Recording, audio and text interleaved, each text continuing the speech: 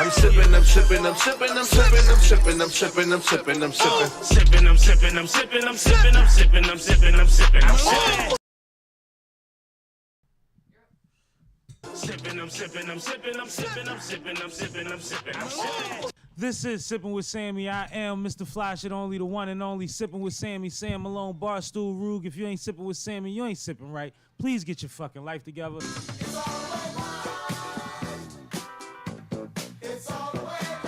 Yep! What's up with y'all, man? Happy Monday, happy hour, all that flyness, man. Shout out to y'all. It is 7 p.m., which means it is time for Live with Sipping with Sammy. And I have my homegirl, my sponsor in the building. Marissa from Rich Jules is in a situation. How you feeling? What's going on, Rich Jules? Rich Jules is definitely in the building. That's her. That's her, and that's her, and that's her, and that's her, and that's her. Yeah, all of that is her. But we'll be right back after this ad, and we're going to get at y'all, man. Let y'all know what we got going on today. Appreciate y'all for tapping in. This is Sippin' with Sammy, Sam Malone, Barstool Rug, here with Rich Jules, the official sponsor of the Sippin' with Sammy podcast. Tap in with Rich Jules, male or female jewelry, and actually has a holiday sale going on right now. Black-owned, small business. Tap in with Rich Jules, Sippin' with Sammy approves. Yeah, man. So once again, shout out to Rich Jules. Shout out to Kay from Font Productions for that lovely, hilarious to me commercial. Because the way you just pop up in there is like, I was laughing. that's classic comedy. It's classic. That's classic That's comedy. a classic. And you done put up 1,000 behind the scenes videos. I'm like, now she's showing that my sneaks didn't match my shirt. Anyway. Right, the behind the scenes work was Then you dope. pointed it out. It's all good. It's all good. How you feel though? I'm feeling good. You know what I'm saying? Yeah. Booked and busy. It's that time of season, you know, gift giving and all that. I'm acting as a Santa Claus a little bit. Yeah. Mrs. Claus. Mrs. Clausing it up. So you've been shopping heavy, Uh, or you've been gifting heavy? preparing heavy, like Preparing gifting heavy. other people, fulfilling people's wish list for my own jewelry brand, but also, you know, everyone in my household is older. So it's really money. Yeah. The You people know? like they paper. They do.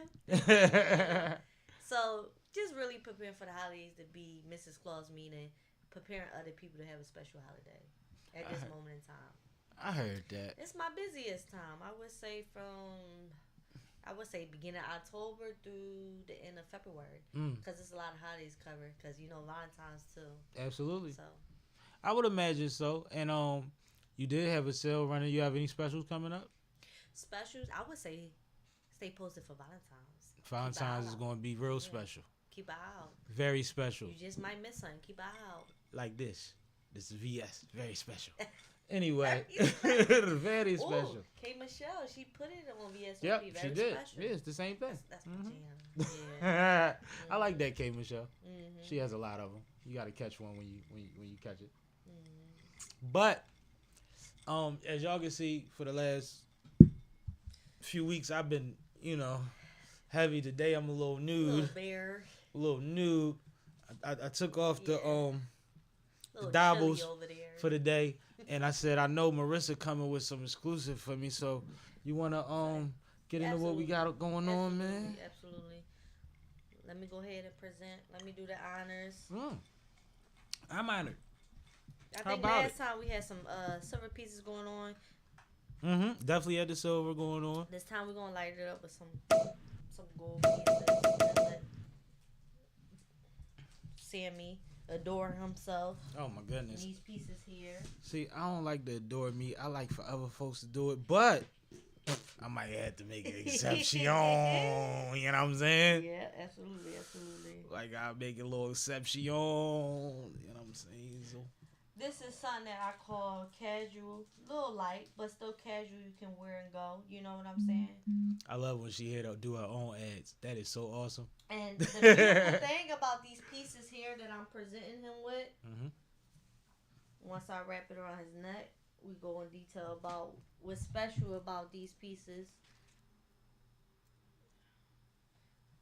I can hype it up more, but I think you sitting right. He's sipping and sitting. You're always All right. situated. Always situated. There you go. Y'all see me? There You you see go. me?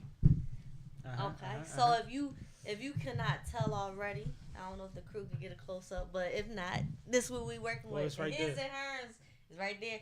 His and hers is going on right now. Okay. So this is the Zodiac collection. You got your Gemini. I Yep. got my Aquarius. Yep. So we sit with the we sit with the his and hers. You know what I'm saying? So at the end of the day, when you get something like this, you know how people want to match with the PJs this holiday season, Sam? How about matching with the jewelry? Hold up, let me stand next to you. You know what I'm saying? Check Okay, this out, check okay. this out. How about Wait. Let me matching with- zoom in. Get the crew to zoom in a little bit. Yeah, We man. wearing black, you know, it tracks You a little see us? bit, but we sit with the his and hers pieces, and this is stainless steel, meaning you can shower with it. It's hyperallergenic, waterproof. It's good to go. That part in that order. You know what I'm saying? Absolutely. Appreciate you always pulling up with the Scott Aminski to make your boy look good. Yeah. Also, if you've been on either one of our pages, once again, shout out to K from Front Productions. The Shout out to behind the K. scenes is on the pages. The photo shoots, couple of the pictures. There's only a few of them. We took a gang of them. We posted There's a few. more to come. Just stay Yeah, I posted posted. a handful. She posted a handful. Kay posted a couple. So there's plenty more to see. A lot of good looks because I had one of the best styling me and making sure I look good in there, man. Absolutely. Yeah, that's the bag. Don't take my cloth. You took my cloth back? No, actually his jewelry came with a polishing cloth, so it's included. I'm peeping what's in there, so I got you. All right. Cool. Long as we good. So you said something about Beyonce a second ago, right?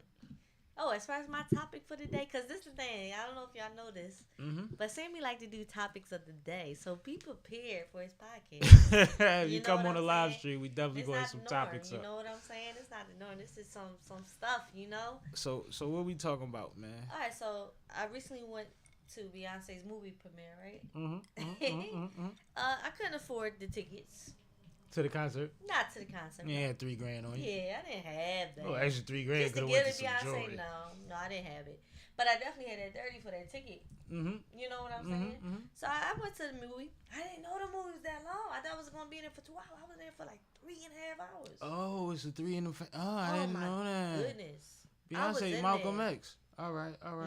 Malcolm X. But it's unmatched because the production was very lovely. You know what I'm saying? Being as though a woman of that altitude taking you behind the scenes, she didn't have to.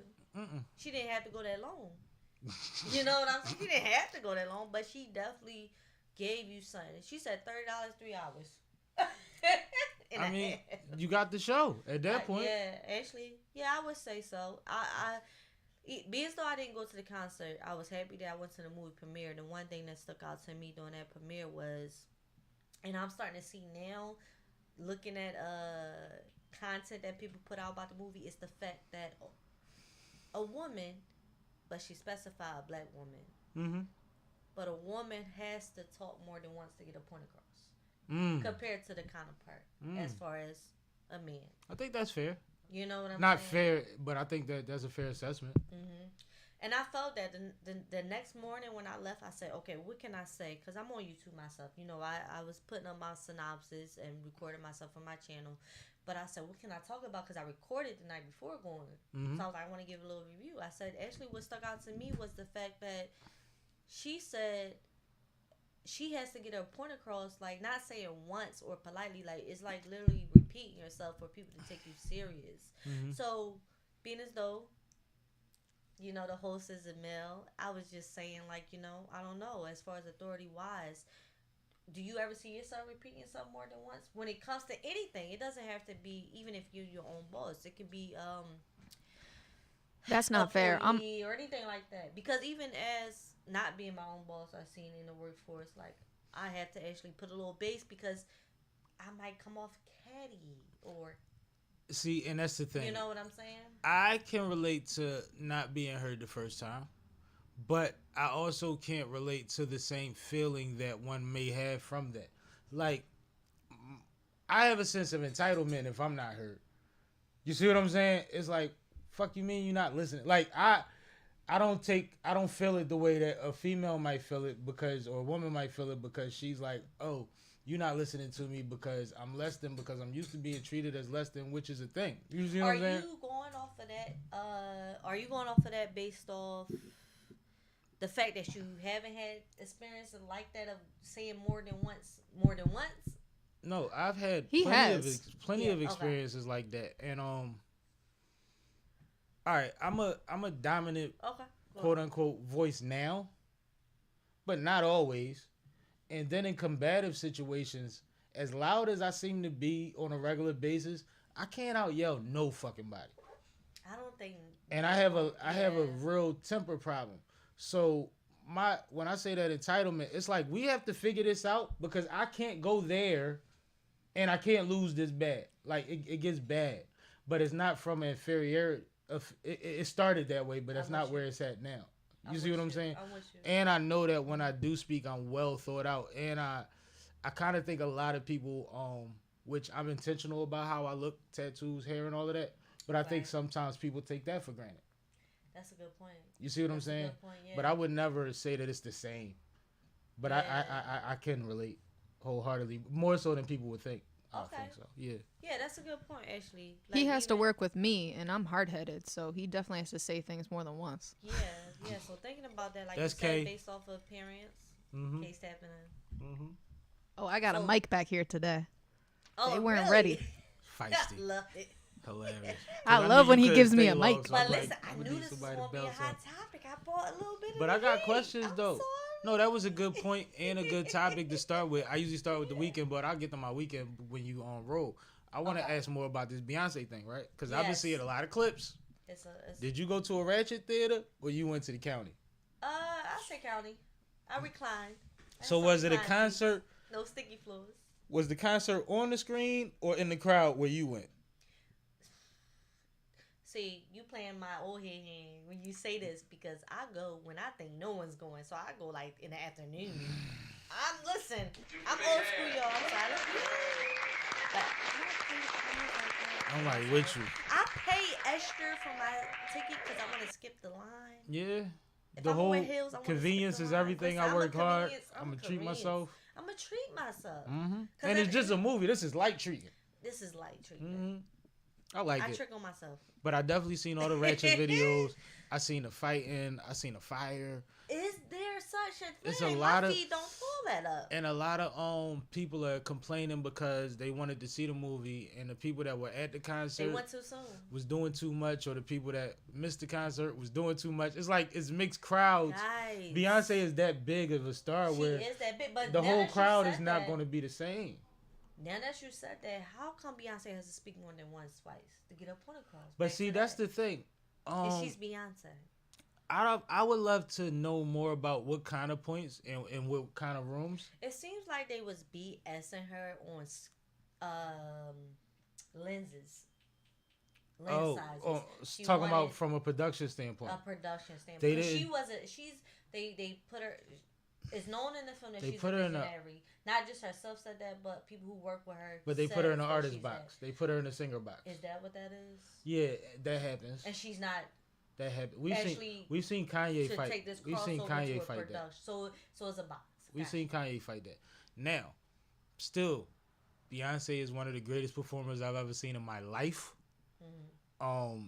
And I mean, from like how is she still breathing on stage from point of view? Right. You know what I'm Give her saying? that. I'ma give her So, that too. and she always presents great productions from visuals to on stage and what she has on, special effects and all that. Wise, I was at the On the Run tour in the third row. I seen everything, and I'm somebody in the business, so I notice everything that y'all don't peep. And just Not y'all, but some people that's you not know, in it. you know what it takes. I've been backstage. So that's the eye. Yeah. You know what I'm saying? And just for her who don't have the eye, but So just, she earns a certain level of I know what the fuck I'm talking about. because but- as much as people say, she still keeps attention, male and female. So you just can't put her in a box because at the end of the day, She's male gonna go down and a as female one is of the still holding greatest their to attention to her. ever do this fame thing. Like when you talk about just not just women, because like just the same way Serena's gonna go down as one of the best athletes ever. I love When you talk about how somebody carried their career, the landmarks, the highs and lows that the they hit, poise and the persona. the few little dust spots on a resume, You know what I'm saying? Like, she's going to go down like a fucking queen. Like, she's queen bee to us, but I mean, like, overall in the history books, she's walked that walk for a long time. For a long fucking time. Now, for her to have to fight for that, I don't agree with that. She was right though, right? He was right. And she proved it on camera, right? I believe. And millions are seeing this, right? I believe. as we going B is live a right genius. now, tune in. Leave your comments down below. Let us know what you think. Yeah, let us know. Male and female. Let us just know. Like, would you? And as you going to see it, did you see it? What did you think of it if you saw it? All of that, man. And are you going to the Ratchet movie theater or the County Joan when you go see it? I need to know. And if you do go to the Red, hey, you gotta do what you gotta do, but pick that right time. That's all it is. No, but the twist is for some people, that's the fun of it. Like, to see everybody act crazy. Like, you get the people watch and watch a movie. You know what I'm saying? I feel like or you get 2 in 1. if you a real B fan, go to both. Go to the matinee and then go at 8. If you that content creator, get it all. Get all of that. Because you're going to get them views. Because if I see something, I definitely would like, what's the Ratchet one?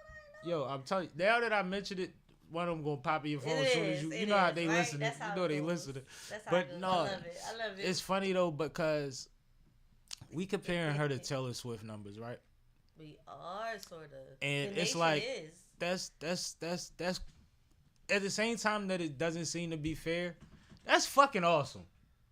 So if you really think about that, it's fucking awesome. Your mind is genius when you think. She the biggest motherfucker. Yeah. We comparing you to the biggest motherfucker, and in this country, nationwide, absolutely. They 60% of the country. We 15, 13. What's next above that? Dolly Parton. You see what I'm saying? Like, no, but it's levels. Even like when you look at them when you start talking power couples and you look at Hove, it's like how many men function on Hove's level from our community to be compared to the people that he's being compared to. The conversations, the argument of would you take $500,000 or have dinner with him started from a Warren Buffett question. How about that? How about that? You know what I mean? Like, these are like even when it's negative, it's awesome. When I start to fidgeting, that's how you know I get to think. Yeah, because you a boss. I start to fidgeting. Because that's relatable to you. Yeah. That's what people don't be, you know what I mean? But like, even the insults or compliments at that level. You was somebody who said, well, this motherfucker better. Motherfucker, you compare me to who? Compare me to that, yeah. And y'all know she can't do what I can do. Y'all know where a lot of them numbers come from. So at the end of the day, we neck and neck.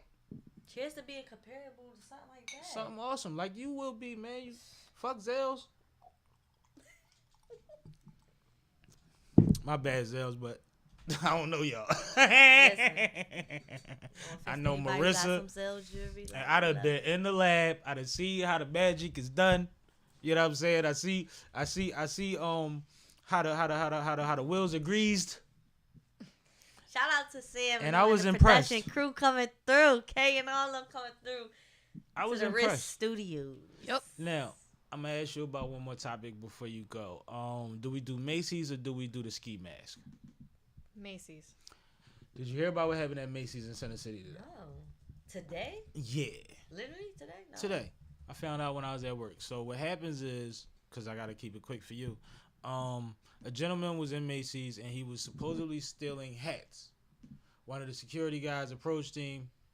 He got escorted out the store. He came back 15 minutes later with a knife, stabbed 2 security guards, and one of them died. One of them was in the hospital. God damn. This is what? This is that's Market Street. Macy's Yeah, this on is Market by City Hall. Right next to City Hall. Right next to City Hall. The Wanamaker building. Yeah, the Wanamaker building. Exactly. And mind you, I used to love that Macy's back in the day. That right. used to No, be one of my spots. This Macy's is a big deal for the city when it comes to holiday time. So for those of you guys who aren't from Philly, no, Macy's is a traditional holiday shopping spot for the city. Yeah, you're right. Right. Like this is where the Santa is. This is where the big tree is, and the golden reindeer that's in the window, and this is where people go to experience the holidays and take pictures and all of that. And rest in peace to the gentleman that passed, and best wishes to my man that's recovering. Hopefully, you pull out of it. But like the guard that was killed was 30, and the guard that's still in the hospital is 23 years old. 23. And these now, are unarmed security guards. One thing I said to my man a few days ago was, no matter how it happens, dying at work is some bullshit. Right. Right. Let's start there. No matter how it happens, dying at work is some bullshit, yo. That's what gave me chills though, cause you never think like that'd be the last time, you know. And I'm gonna sip a little bit more, cause like, and it could happen. You know what I mean? To anybody, that's random as hell. And he security. Was doing his job. Hopefully, he didn't overdo his job, but he still don't deserve to die. Security is not paid nearly enough for the amount of times that they have to put their lives at risk. But that's why you have to be careful when you security, because Yeah. there's a thin line between doing your job and acting like it's your store. Right.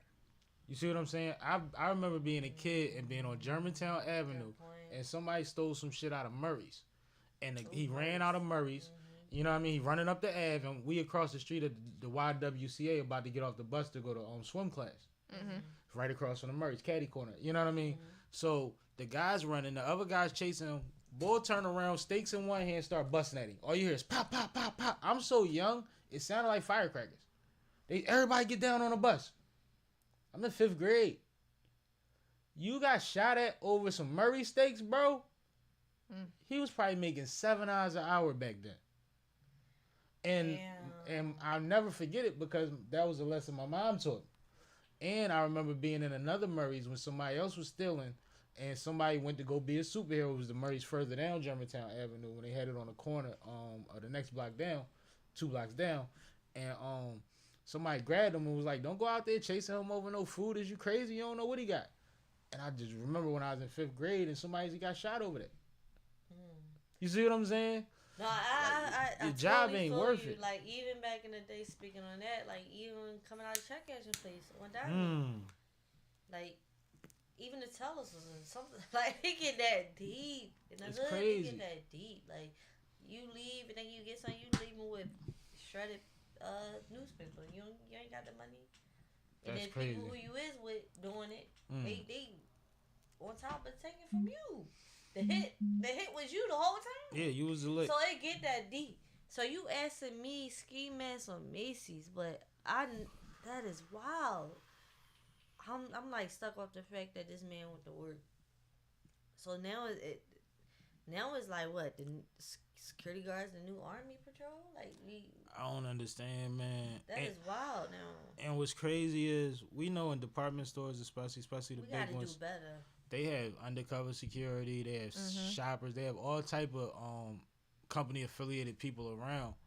But stuff happens so fast, yo, that it's like customers saw this. You know what I mean? Imagine you on your way to register and you can't help that man. You see what I'm saying? Like, that's crazy. Like, So many of you guys may not know this, but as part of my job, I employ a security team that patrols parts of Fishtown on a regular basis. And so when I read this story, the first thing I thought of was my team, and like, oh my God, if that happened to one of my guys, yo. I don't know how I would handle it. Like, Family, everything, yep. This time of year, on top of it all, like, and they're so young, they're unarmed. And like, working at a department store security is different than working for a security company. It's supposed to be a sweet job. Right, exactly. If you work for a security company, there's usually a lot more training that comes involved with it. There's a lot more resources that are involved with it. When you work for the department store, they train you just like any other job there. So chances are these security agents were ill-equipped for what they were handling and at no fault of their own. Probably not trained in proper restraints or response. None of that. And I've been trained in that for certain environments that I've worked in that wasn't retail, but I've never been trained in that in retail spaces. Right. I worked in a lot of them. And this isn't the first time. If y'all in security or they tapping, and let us know what that be like. You know please do. Cause and how do you feel about that? Cause it's not the first one. No, this isn't the first one in Philly this year. And then there's a flip side too. You have security that maybe somebody's doing too much. You hit them and something happened to them, and now you know what I mean? Now you got a case. $200 that night. $150 that night, and now you got a case. Ain't no union. You see what I'm saying? Like, it's wild. Like, y'all just be careful, y'all. Be careful, because I know a lot of big fellas, and they make they extra twos and fews protecting us.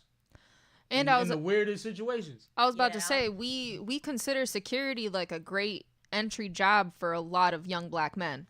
Absolutely. And I feel like it's worth saying, like, we need to recognize the dangers that come with this type of job, especially for young black men. And one thing that I would recommend to anybody that finds themselves regularly securing anything, invest in training yourself. Yes. Get some classes, learn some form of martial art or hand-to-hand combat or something to that effect.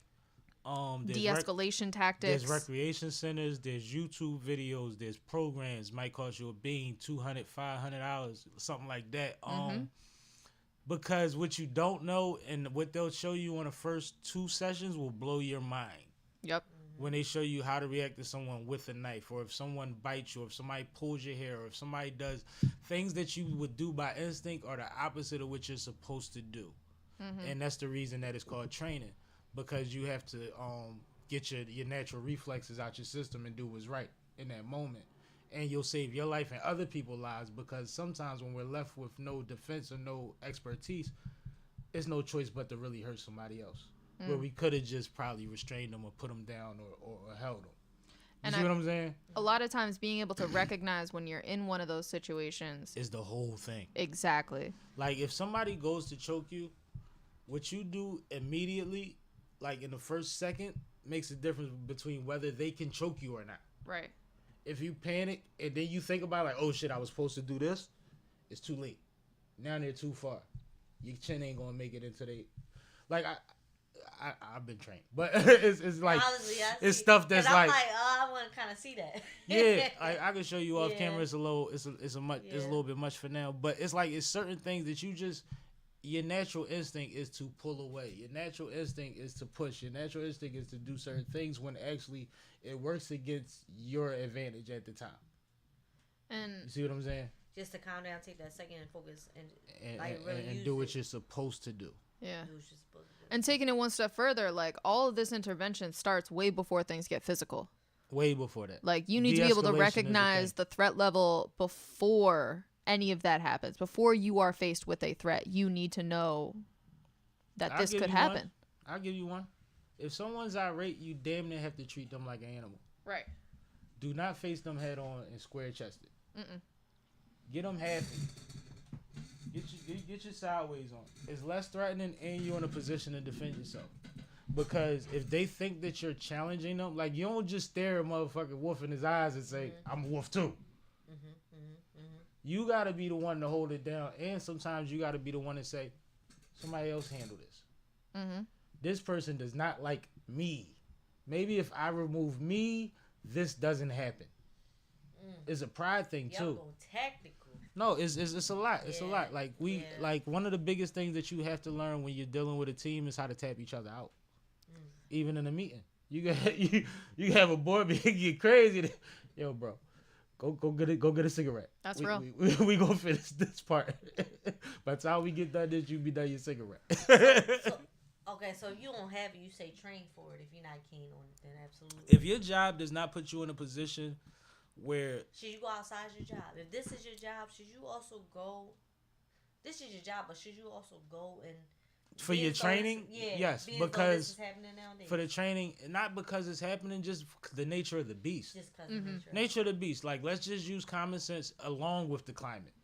You don't want to have to be in a position where you have to be overly physical in a job where you know at some point you're going to be physical. Right. Because that is the job. Like that is at some point you do not bouncer avoid... is a name for a reason. Right. Bouncing people is physical. Like, we call our security team a quote unquote help squad, but we still have to keep track of the amount of interventions that include touch, which is the nicest way I can put it. Yep. Gotcha. But as you should, because you have to protect people. I hope they all pay attention to that. Because it's just not just a job. When it comes to your life and your safety and all that, you take heed on that. But what's most frustrating about this, and just talking about the training and the knowledge that the two of us have alone, right? Right. You know how many times I watch the news and the police don't know as much as I do? Facts. Yep. You know how much stuff they're allowed to do to people that is against the law if you're not a police officer? because of the fact that it endangers somebody's health, safety, and breathing. Like, it's just off the books. They trained us differently now because if you put somebody against the pavement, against the wall, they can't breathe. They don't only put you against the pavement, they put their knee in the back of your throat. You see what I'm saying? Yep. So it's like, this is shit that's like literally kill tactics. Like, you're not allowed to responsibly do this and be insured. Correct. That's what I mean. How do y'all still have insurance and lawyers? Because one if thing you're about this allowed to country, do this? we have different standards for our private companies than we do any sort of government contract or government employee. And let me tell you, those standards are much lower for government employees. But it's it's dangerous levels. Like, it's not light stuff when you think about it. Like, some of the stuff that we see that we're used to, it's like, no, I would never be able to do that to somebody. And like, you're supposed to be trained better than me. You are allowed to carry a firearm to work. That's part of your job. You should have better training than me. I've never had a job where I was allowed to keep my pistol on me, or they gave me one. You see what I'm saying? Now, do you think that this situation, how do you think this situation would have gone if the security guards were armed?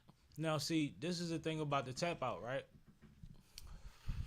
Fuck the arm part. But you said they was Fuck the arm captured part. first, though, right? And then we surfaced. He was escorted out. He was thrown out the store or whatever have you. Now, it's still real early on details. Yeah.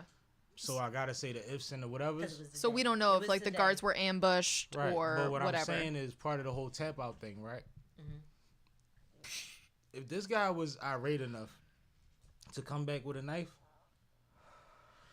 maybe the brother he had the interaction with should have been on a different floor or on break for 15 minutes. Now, some protocol should have took place. Right. Don't know who else was aware of the situation. Don't know if this just felt like a regular day at the office. That's why I'm saying if. But if anyone else was aware, if I'm your soup, if I'm a co-worker nearby, we might got to switch posts. I might got to bring some attention to it. Yo, that was a little crazy.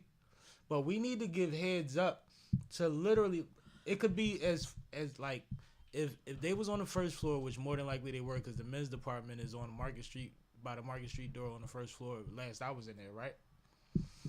Then put homie in furniture.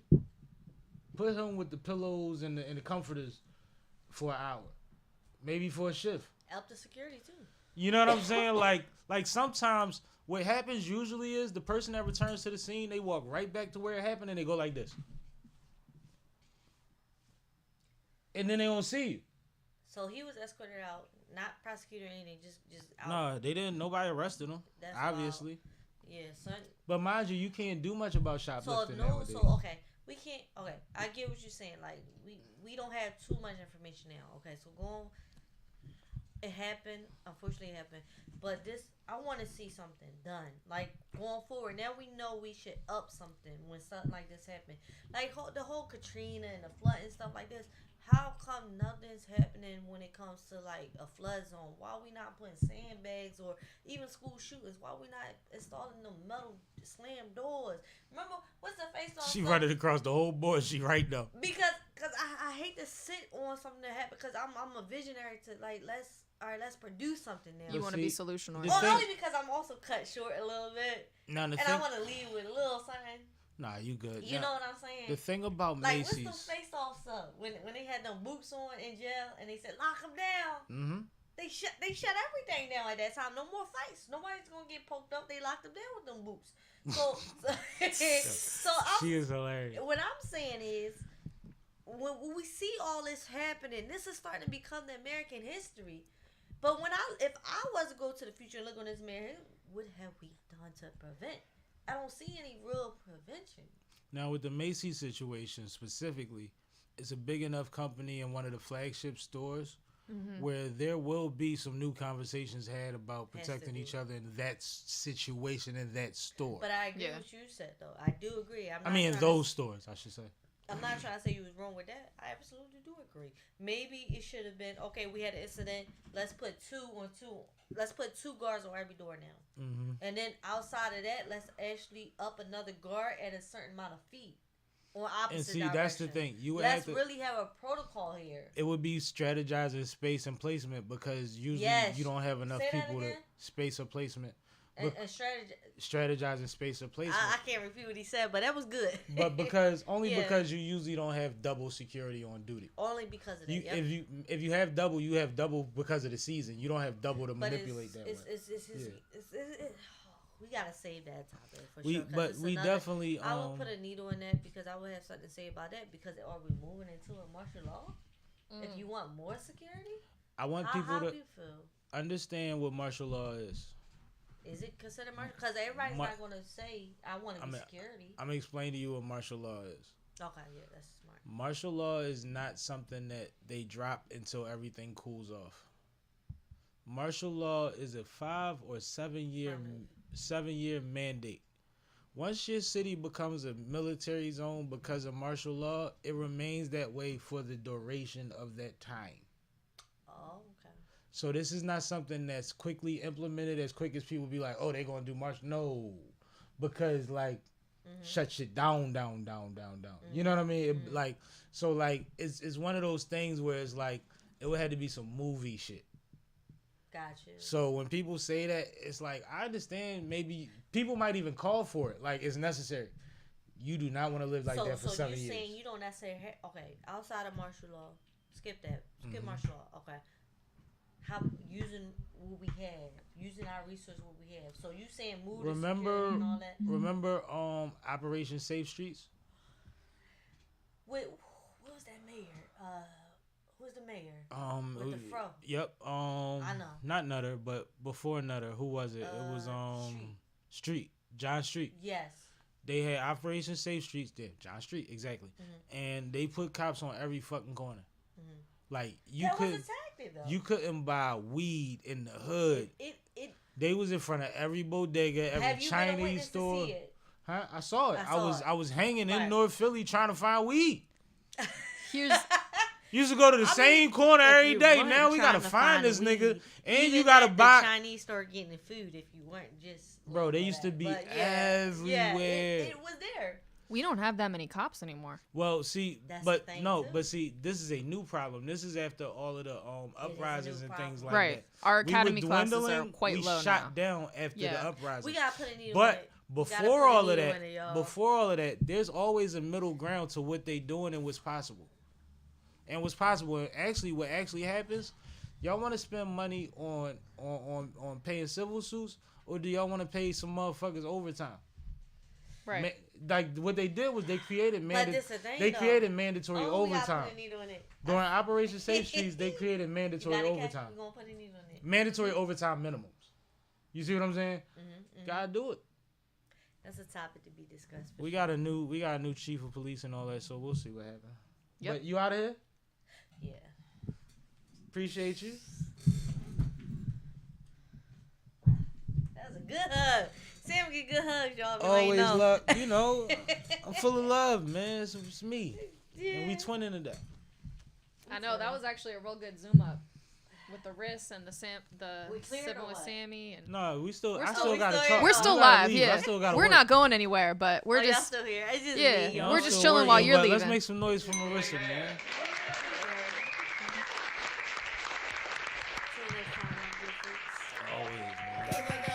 Shout out Keith Freeman. He said Aquarius gang.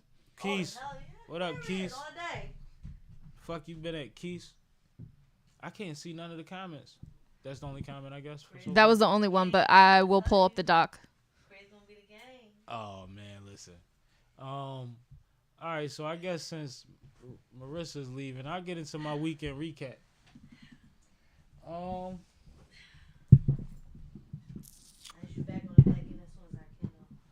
Rest in peace. You good? You good? Let me know. I need my cloth. Make sure you give me my cloth. Need my cloth, lady. Gotta keep me fresh. Let me pull it out so you can see it. There it is. Alright, cool. Then we good. Get Appreciate you. My bad, y'all. We gotta make sure she good before she get out of it. So you can feel it though, for real. Alright. All right, so I see you soon, sweetie. Be careful, yo. Yep, do your thing. Be safe. Alright. Talk to y'all. Yes, ma'am. My bad, y'all. You know, we live streaming, so we gotta go with it, and that's one of the sponsors, so we gotta make sure she get out of here situated. Rest in peace, Willie Dean, Dee Dee Selden. From 13th Street in South Philly, so that's where the Dee Dee come from. But this is my man, my squad member Wook's mother that passed away. If y'all was with me a couple weeks ago, I spoke finally on what I was going through with the passing of his son. And 2 days or so before the funeral for his son, his mother passed. So I wasn't able to make it to work on Friday because I had to go check out Aunt Dee Dee and make sure that my man was supported at the same time. So shout out to Grinch, my man Ray, for linking with me, and we held it down together. Philly Niche was there, Kill was there, Cruz was there. I'm sure I didn't see everybody, but I'm trying to name all the squad that was there to support Wook that day. But rest in peace to a wonderful lady. Everybody that spoke on her mouth and her wit and her energy and her ability to change a room or to always make sure that you knew she was in that motherfucker. And when I tell you, when we did the balloon release, she pumped so much energy into us because we was trying to figure our way through it and figure out how to deal with our brother through the situation. And she made us pray, and she told jokes, and she made us take pictures. And anybody in squad that got the picture that we took with with Dee Dee, please make sure I get it. I still don't have that picture, but she made sure we took one on her iPad and all that. But special person, man. They said she retired in the 80s and then went back to work. Like, I don't think y'all understand that kind of energy. She worked up until her health started failing her. So, rest in peace to that woman, that lady, that inspiration. So after that, my brother Ray said, you know that Hove exhibit over on the 4th. Mm-hmm. What you trying to do? I said, who driving? He said, I drive. I said, well, Maserati me. And we shot to Brooklyn, man. We left Aunt Dee Dee and we went to Brooklyn to check out the Hove exhibit at the Brooklyn Library. And I'm gonna keep it real.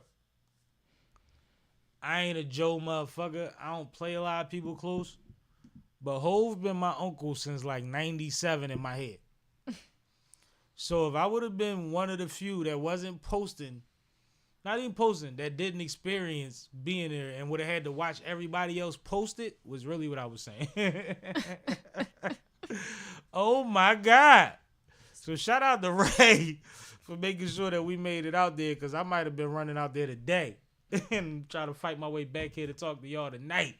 Because the exhibit is over at 6 o'clock. What was your favorite part? Or your favorite feature? Favorite thing you saw?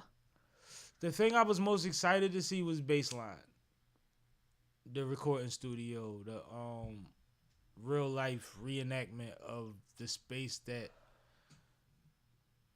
It's just like Candyland to me in my imagination. Like, it's like I just always wanted to be there type shit. Mm-hmm. And I've been in Rough Rider Studios. You know what I mean? Shout out to Style. Shout out to Candello. Shout out to Butter. Shout out to Days with a Machine. But I recorded in Rough Riders joint. It would have been just as exciting for me to just chill in Baseline. You see what I'm saying? Just based on how much love I got for Rockefeller State Property and all and that whole movement. Like, people judge their a lot of their energy, especially music wise, from what they was doing in high school and college, and that was my life. Music wise. You see what I'm saying? Mm-hmm. So I was excited about Baseline, but there was so many exhibits, and the craziest thing is Section 8 was Hove did that, which was perfectly named. But I think every exhibit had a pleasant surprise, a decent twist on it. So much information to take in. Like, you damn near want to take a picture of every single thing.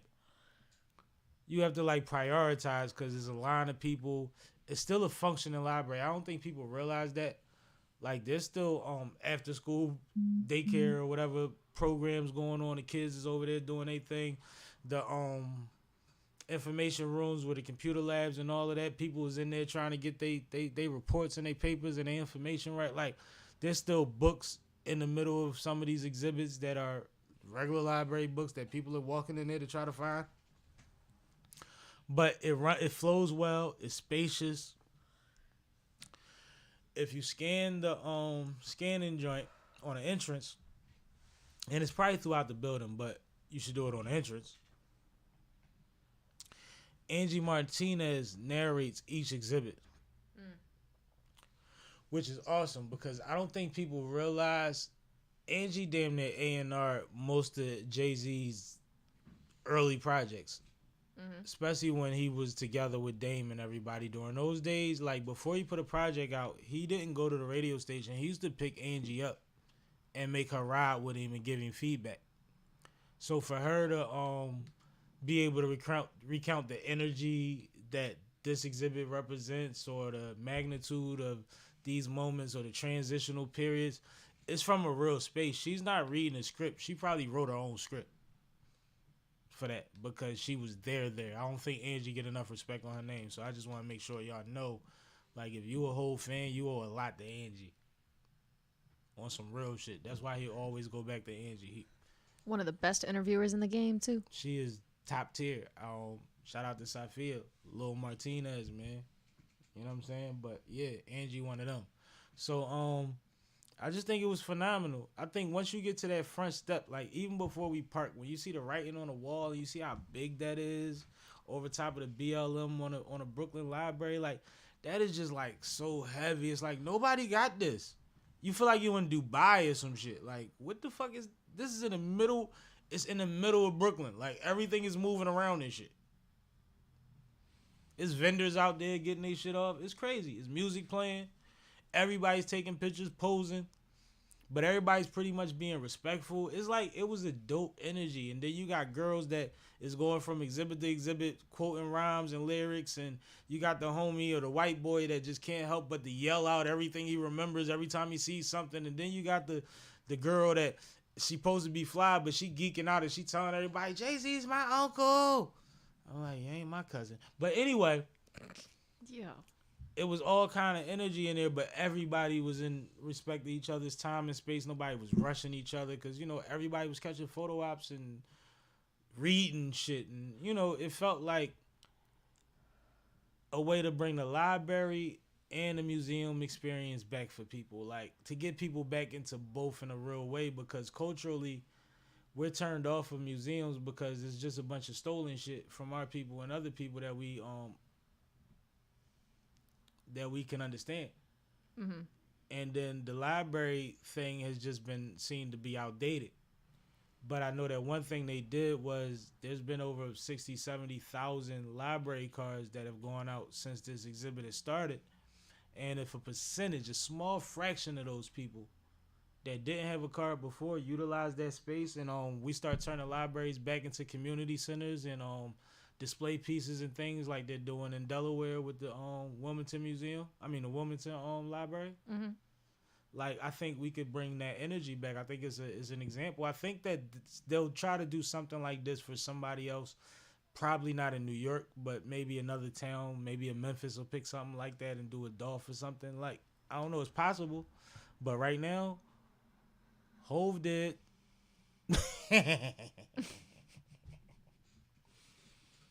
Heavy.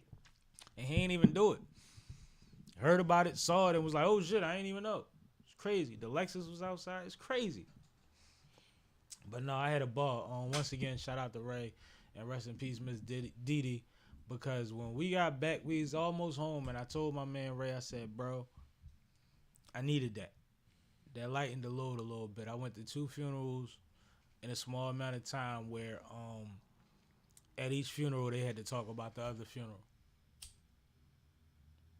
And that's a lot. Right. And that family's been through a lot. And these aren't the only hardships they've had in recent days. It's from what I'm hearing, it's been a few years of them losing a lot of important people. So it feels good to be there, but you also need to smoke a blunt, hop in a Maserati, shake that shit off, and go to the Brooklyn Chop House. You know what I mean? Shit like that. Right. So I had a good day, man. I had a good day on Friday. What did I do Saturday? What happened Saturday? I don't think I did much this weekend, yo. I think I chilled a lot. I feel like I took naps every day. Watch sports and shit. We want to talk about sports? I guess we can talk about sports. You want to talk about them Eagles? I don't really want to. My So Eagles what sports lost. do you want to talk about? We could talk about the NBA in-season tournament. Let's talk about it. All right. You got standings? So, yes, I do. So, we are at the point of the playoffs if you have not been following along. The way the in-season tournament works is they had groups that were set up by random once they were split by division. So, obviously, there's East Division and there's West Division. Each division had 3 groups that were put together by random. All of the teams were included, but only 8 were able to make it on. So the 8 that are making it on are the Bucks, the Knicks, the Suns, the Celtics, the Lakers, The Pacers, the Sacramento Kings. Clearly, I don't watch anything in the West. I can't see that at the Pelicans. Pelicans. Is that Pelicans? I think it is Pelicans. All right. So, what are your thoughts on the teams that made it out? Can you move my logo? No. No, I can't. I'm sorry. All right, because I'm thinking Pelicans not even in the league no more. Maybe I'm tripping. Maybe it's the Hawks? It's not the Hawks. No. But what am I thinking about? What was your question? I'm sorry. What are you thinking about the Teams that made it out? First and foremost, we'd be remiss if I don't say Golden State ain't in that motherfucker. It is the Pelicans. It's the Pelicans? All right, Yeah. as long as I'm good. All right. Golden State ain't in that motherfucker. That's kind of crazy. Neither are my Sixers. Sixers ain't in it neither. Mind you, in order to advance, you have to win on Tuesdays and Fridays. Right.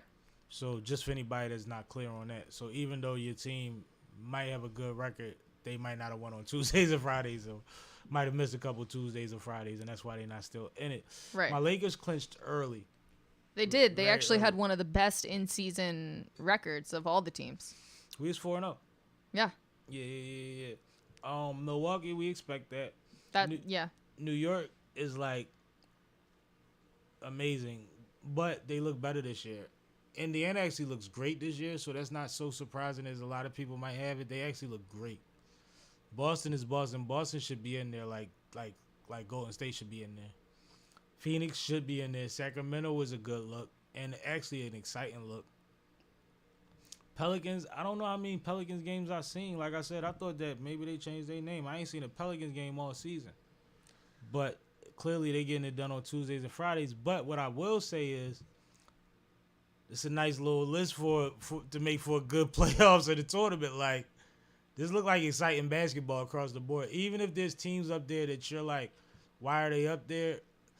Pay attention, yo. There's a lot of moving parts in the NBA right now, and there's a lot of exciting teams that's not getting primetime looks.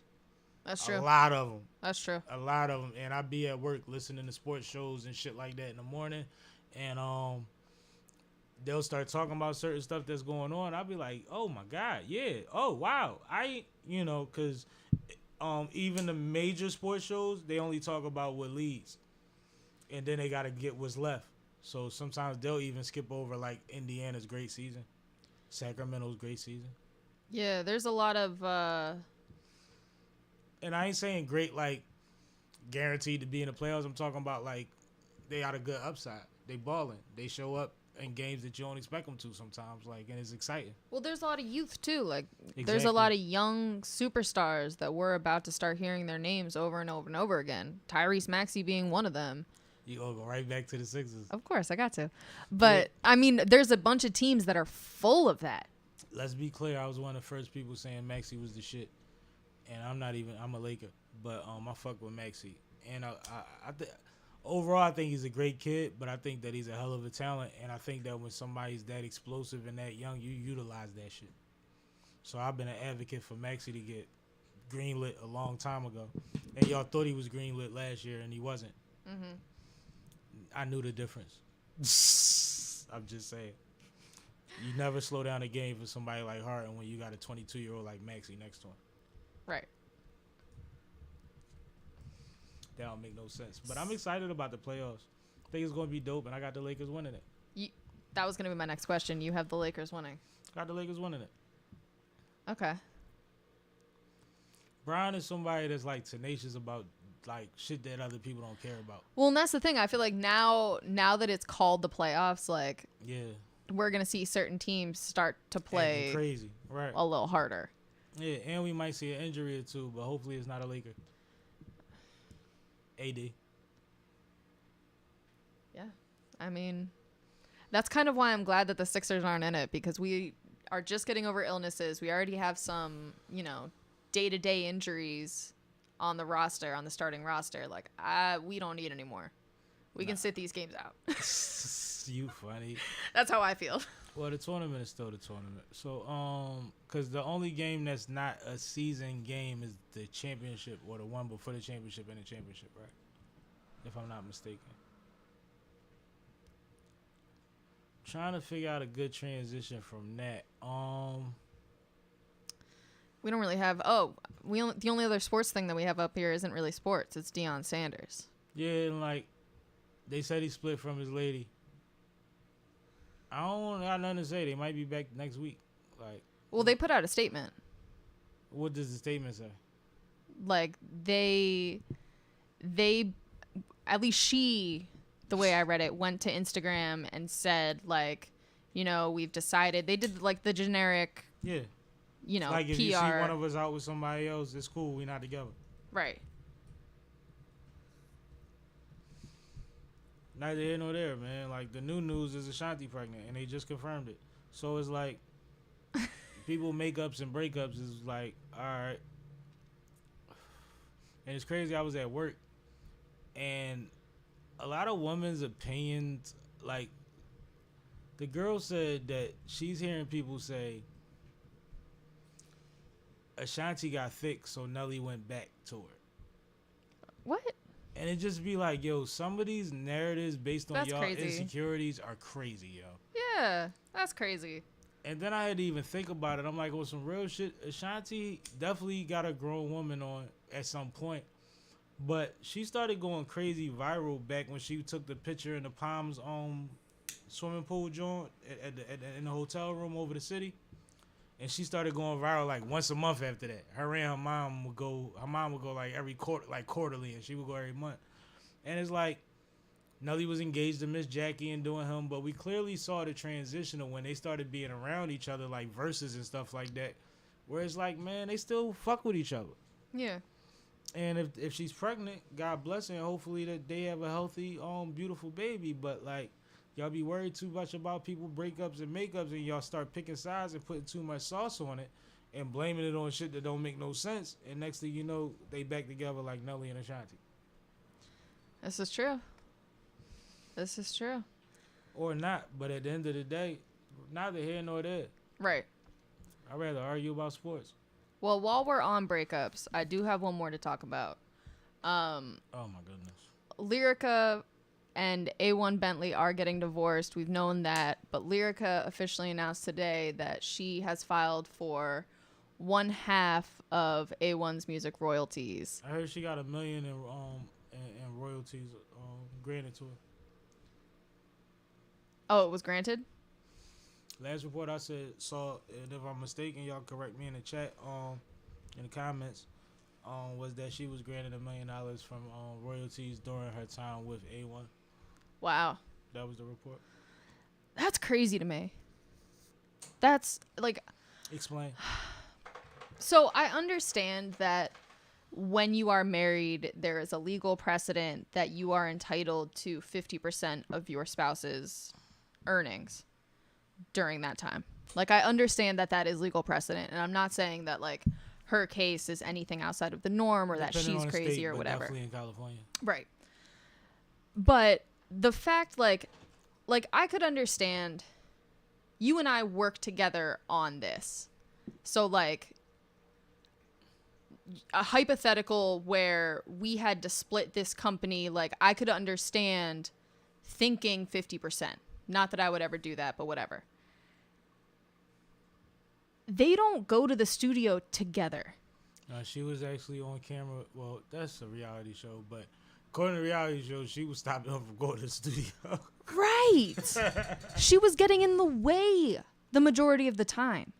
So, like, for her to be entitled to 50% of that, or even for, like, any spouse to be entitled to, like, 50% of, like, your day job, where you go to work and, like, you work 9 to 5 and, like, you do your thing and, like, your spouse is entitled to 50% of that? What if you divorce? Like, that's crazy to me. But there's a lot of women that will argue that he was able to maintain a household, not worry about his children, and cheat while he was at the studio because of what she was doing.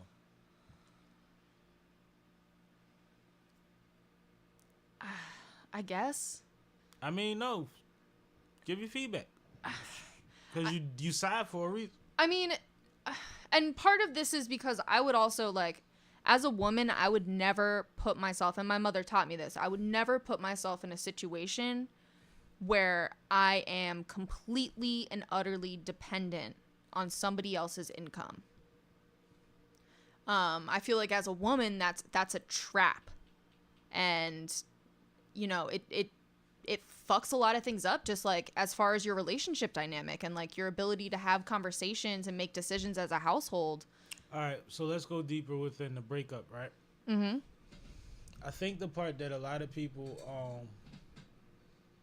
ignore, and we could compare it, look at Tyrese and his situation and whether she's genuine or not. After he splits with the woman he thought he was going to be with the rest of her life, she comes out and says she was listening to her friends too much and she regrets it, right? Mm-hmm. When we're settling these breakups, these divorces and things like that, everybody's still pissed off and hateful and spiteful and evil. Motherfuckers start trying to get any win that they can get. You know how somebody will say, going into a relationship, I don't need nothing out of it. I'll take what I came with. Right. Once they get hurt, they can only hurt you through either getting you locked up, finding a billionaire, or taking your money. Yeah. Yeah. And I warn men all the time, you might think that women have wins. Women don't size the wins up the same way that you do, because emotionally they can't affect you the way that you, they seemingly can't affect you the way that you can affect them. Mm-hmm. A lot of the times you hold it different, you carry it different, you vent different. In order to really affect you, they will do something extreme. And that's why the cars get trashed and the houses get affected and all the clothes get cut up and you might get stabbed, or they might lie on you, or they might send somebody at you. Like, it's never something light for a woman to get a win. Because other than that, you always present as, I'll be all right. I'll figure it out. And if they respect you, then they know that you figured it out before. They know that there's other women out there for you. They know that you know how to make a couple more dollars. You see what I'm saying? But if they could directly take your money, oh, he gonna be mad at me. I'm gonna get this motherfucker. She might not even feel like that 4 years later. Yeah. 4 years later, she might literally have wished that y'all ended amicably. Right. Still wanted some paper, but she might have been good with 25%. Sure. She might have argued her lawyer down. Let us negotiate. Let's no arbitrary. Let you know what I mean?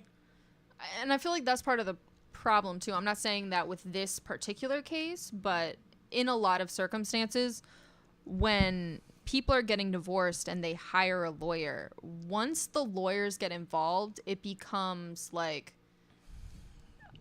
a show me session between the lawyers of like who can get the most, a battle competition between the lawyers as well. Well, lawyers are battling for percentages. Right.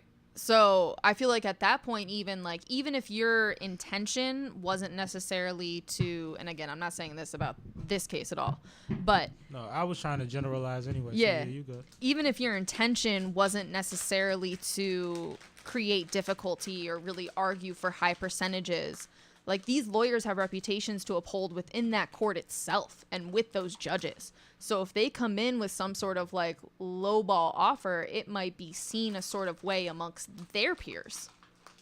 And I mean, at the end of the day, sometimes whatever you present as what you going for, just like within charges and things like that, shows weakness. Yeah. Always in the court of law, there's a point where it's like, oh, that's all they want. Oh, they know they ain't got nothing. Right. You see what I'm saying? And that applies to a lot of different situations, whether that's criminal or civil or domestic. But I just want people to realize a lot of this stuff is done when people are at their most upset and they're most confused. And that's why a lot of times when a guy have a baby mom and he be like, yo, when will she stop tripping? And people always say when she's happy. When she's engaged and when she got a baby on the way with somebody else and all of that, she ain't gonna have time to be on your neck no more. But Right. a lot of the times that don't happen while we trying to settle this divorce unless I already had somebody in pocket. Mm-hmm.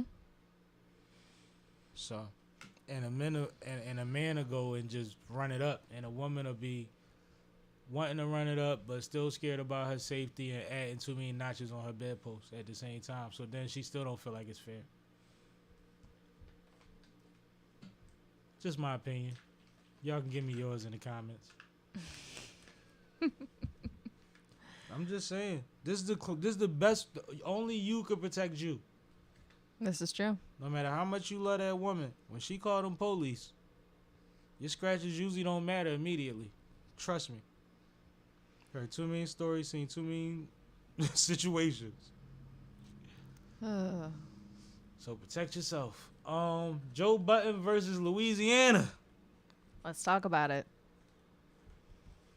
Now, I think Joe is possibly trying to get his Christmas bag up. Oh. Or his vacation bag, because you know they're going to take off for a couple episodes or whatever, right? Right. They usually do around this time. So he been stirring the pot lately. And not that it's not a traditional Joe fashion, He usually does. but it's been back to back to back. Like he just said Lupe was clout chasing because he hopped on Andre 3000 flutes and started rapping on him. Lupe reached out to him and said, bro, you can say this shit whack or any of that, but never call me a clout chaser. My jacket don't own that, which is fair. Yeah. So he apologized. He been going back and forth with E1 because E1 went at Meek and Rick Ross about their content of their music and what they're putting out there, you know, in the waves to the people, right? Okay. E1 responded. Joe went back on his podcast and said, yo, this little Christian motherfucker don't got time to do shit but read the Bible and read Joe. Oh. Meaning, the Christian community on support of this brother and him himself have been attacking Joe since he said it, and Joe just reignited them and gave them more fuel, right? Typical Joe fashion. Then it's the middle of a podcast, early in the podcast actually, and he says, so we're going to keep it real about this NBA young boy. And everybody was like, all right, nobody knew where he was going with it. They was like, what you mean? I said, man, this shit is trash. Like, and he goes on the Joe rant. And he does the Joe thing. And he laughs. And he says, you know, we got to stop acting like he killing it. Because once the label stopped doing the label thing and stopped having all the little kids pop up and say he was the greatest thing ever, we ain't seen nothing. You're like, he ain't that. He ain't that. Now, I heard that. And the first thing I thought was, I've been listening to the Joe Budden podcast for years, right? Yep. And whenever it start coming down to the lils and the fuckity fucks as he puts them, he bites his tongue because he doesn't want those problems with those little motherfuckers. He don't have the energy. They wildin'. You know what I mean? Right. You leaned in the young boy? You know, the funny thing about Joe... That's intentional. Well, I was about to say, the funny thing about Joe, and even... I remember this part of the podcast. the way that he was saying these things, like you said, he was doing his little laugh thing, his little fuckity fuck. Like, that's the way that he approaches these things, but that's also the way that he approaches things when he's quote unquote potting and just making content and saying things to say things. But my point is, and you're right, but my point about that point, like you knowing that, right? You also know that within the space of potting and poking and moving the needle, he has made intentional, even when Ice bring him up, because Ice love all them drill motherfuckers and all of them young motherfuckers that get crazy and that really do what they say. You know what I mean? He's always said, nope, not going to get me. I'm not fucking with them. Young Boy is one of the biggest of that genre besides Blueface, who's bigger because of not music. One of the most consistently streaming YouTube and stuff like that. And you leaned into that?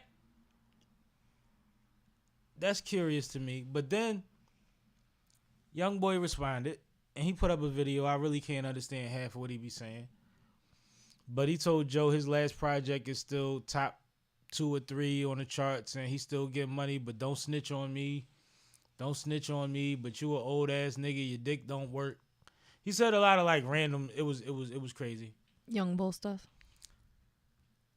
It's typical Young Boy. Like, it's typical for him. You know what I mean? Like, if you pay attention, like how you know how Kodak give it up, that's kind of how Young Boy give it up. Like, it's not like unusual. It's just we usually don't understand half of what he's saying. You see what I'm saying? And that's not a shot. It's like he really deep Louisiana and, you know what I mean? Mm-hmm. And then Birdman did what him and Jay Prince always do when it's one of theirs. And he said, yo, you might not want to do that. Not him. Not this one. Mm. And then Joe doubled down again. And said, I'm bigger than you. To Birdman. To Young Boy. Oh. And I think a little bit for Birdman, but he, Joe know how to toe the line. Because it's actually been said before about Birdman. But he like, I don't wear that shit. And then he sat on Clubhouse and read off the numbers to Young Boy's last 15, 20 projects, because Young Boy clearly drops every month. He went from 2022 to 2023 and back to 2018, back to 2023. Like, it was a lot. But what you hear is a lot of, and I'm nobody to talk on this like in a disrespectful form. I'm saying what Joe was saying. First week 14,000, first week 23,000, first week 26,000, first week 40,000, first week 40,000, first week 50,000, first week 28,000, first week 33,000, first week 15,000. This is what you hear in a lot of shit that's like equivalent to that. Which, any of us independent trying to come up, we not really mad at it. But at the same time, he's saying that they're overselling the projections and what this Young Boy is really doing. And that was interesting, because if those are real numbers, I need to see the numbers that everybody was talking about, because he's been running it up according to the industry for the last 3 years with no singles and damn near no features. Not to mention he been on a ranch in Utah on house arrest. Does he really have no singles and no features? He don't have no radio spins. Really? Now you're making me like go to his Spotify. Yeah, check it out. I'm going to. I'm looking. You need to look up the other numbers. See how many national radio spins he get.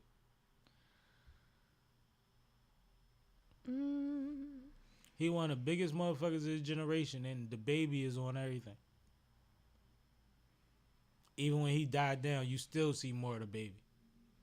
And mind you, Youngin had legal problems and been on house arrest, but I'm just talking about like he's been putting out music and visuals, because them Youngins always put out visuals.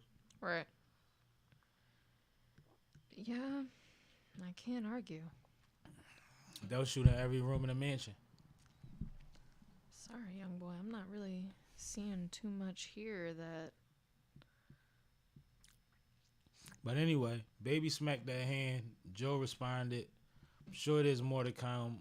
I'm sure that Joe is probably just keeping the narrative going long enough for them to say something before he pot again.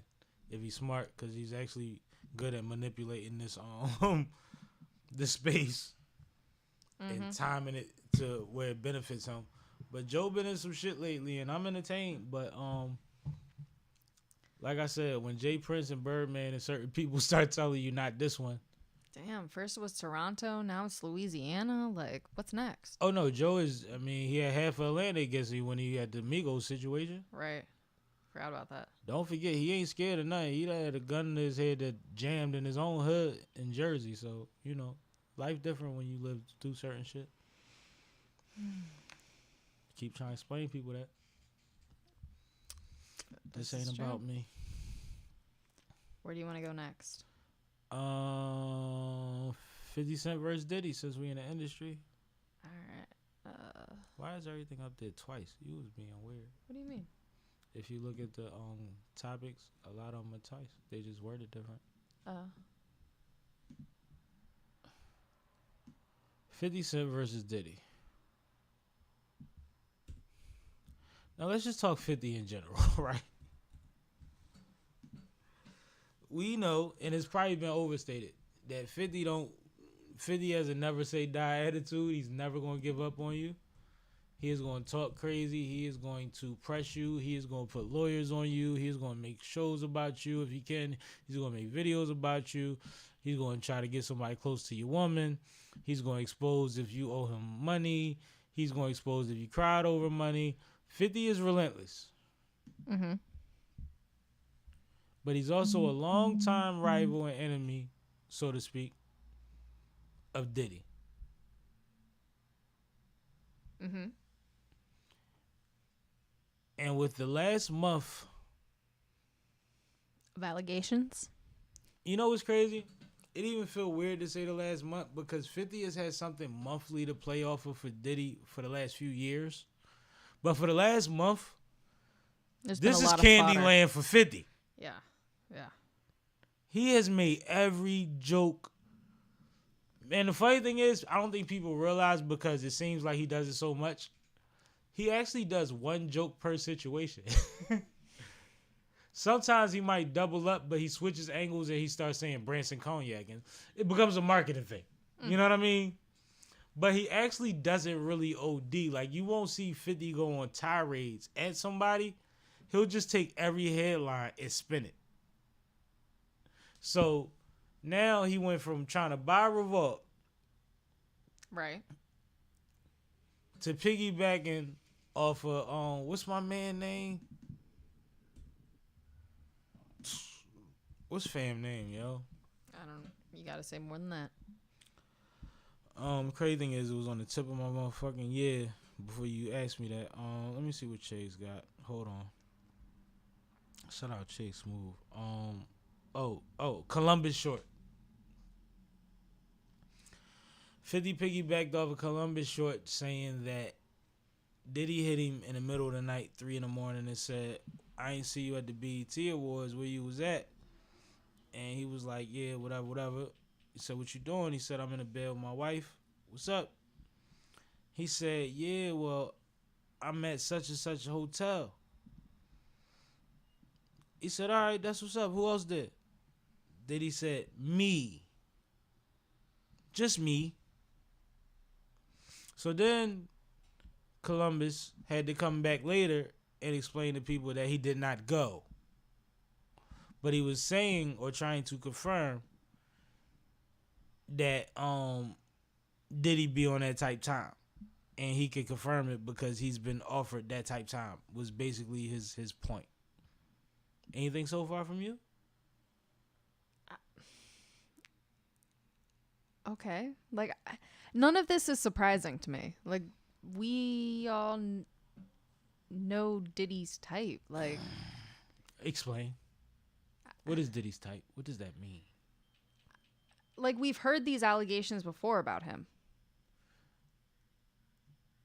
Right? Like, this wasn't the first time that people were like, oh, Diddy has crazy parties. Diddy is into some wild stuff. Sexually, Diddy, you know, is All right. interesting. Let's fast forward. Let's go right there, right? Cause that's cool, right? Cause what we're learning nowadays, talk Jada Will, all type of situations, the things that we've all kind of known about, the proclivities that we've heard about these parties and these situations and these entanglements, right? Right. We've known about them, right? Right. Did you think Columbus Short was Diddy's type? No. You see what I'm saying? Like now you start, and I'm not saying that means anything, but like now when you keep hearing more and more stories, you start figuring out more and more. Like when somebody does some funny shit in their bedroom, you know how they be like, what I do in my bedroom is my business, and you be like, absolutely. Right? Once you open Pandora's box, the further that box open, the weirder this shit get, and it's like, we know too much, yo. But I can't ignore the fact that I heard that. I didn't know that part. That was crazy. Also, once you open Pandora's box, you're also liable to get a bunch of false stories. Like, I'm not going to necessarily say that every single one of these, like, yes, I think Diddy is a weirdo, and I think that he is predatory in a lot of ways. I don't know more than that, but that's what I will say that I feel pretty good about. That being said, like, I don't necessarily know that every single one of these stories is true. Absolutely. And I'm not saying Columbus is true. The point of bringing up Columbus was actually because that was what 50 reacted to. 50 said, why you need him in his room at 3 a.m.? Like, 50 will just say the simplest shit, and it'll just be like, you know it's going viral. You know the hashtag is going to say Branson Cognac Power Season. Like, you know what I mean? And it's like, one thing that I explained to people about 50 years ago, I might have still been in college. 50 only knows how to market one way. Mm-hmm. And if it ain't broke, don't fix it.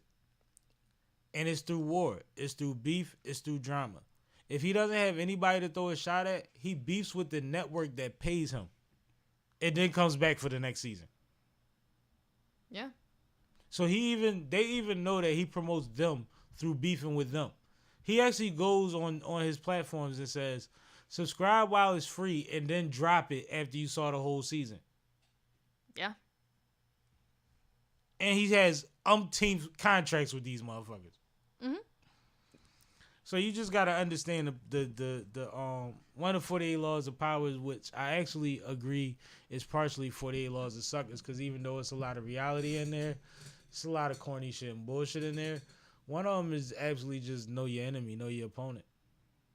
This ain't that if you're an athlete or you're a business person, you're supposed to know what you have on your side at your disposal. You see what I'm saying? Yeah. You got to know, like, all right, well, Kay, you was a goalie? Yeah. Yeah, so that's the goalie. I'm not trying to do the goalie job. The goalie going to do the goalie.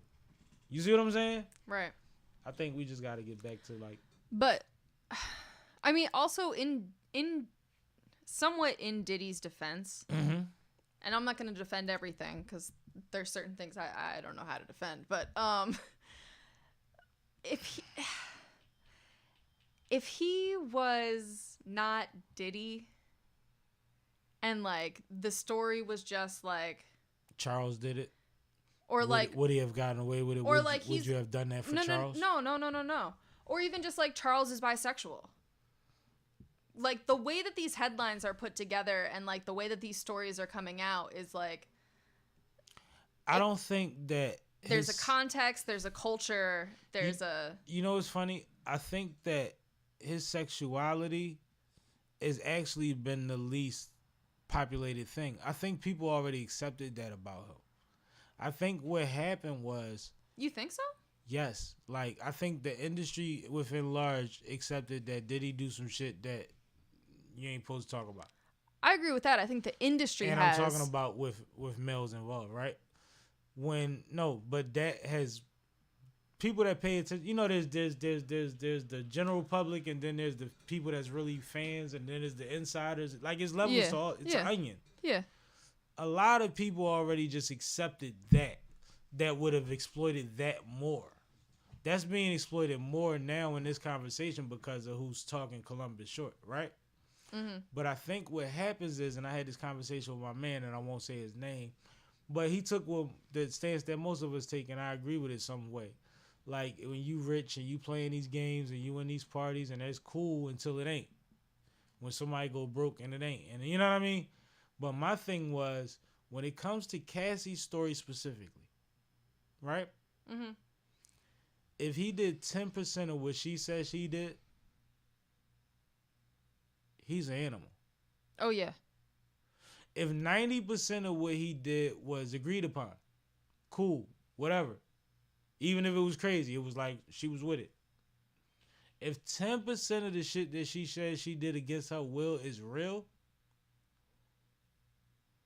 we can't, like, ignore that. Because it's a lot. And all of it is shocking.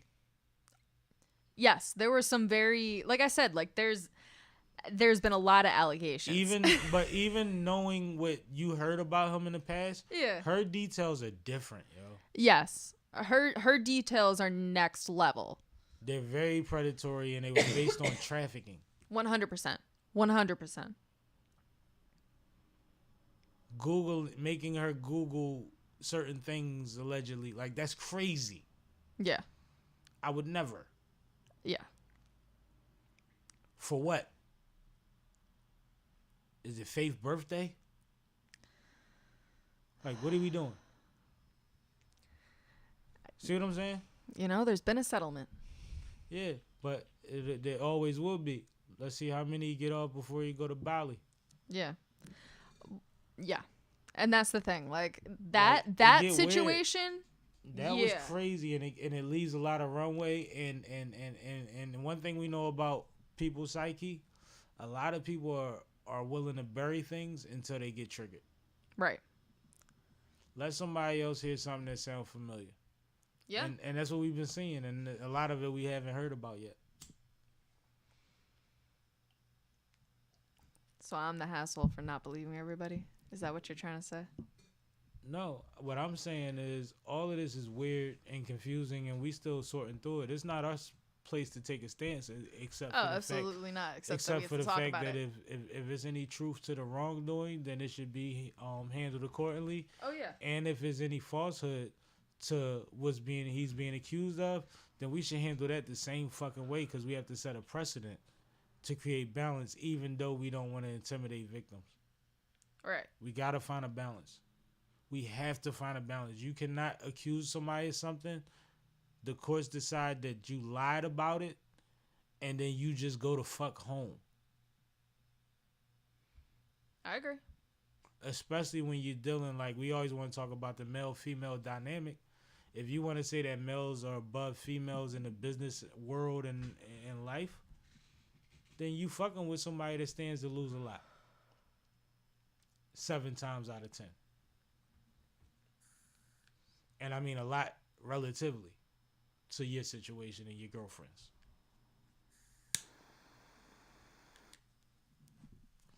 True or false? Yeah, true. No matter what level you on, you operate people at the same level, right? Yeah.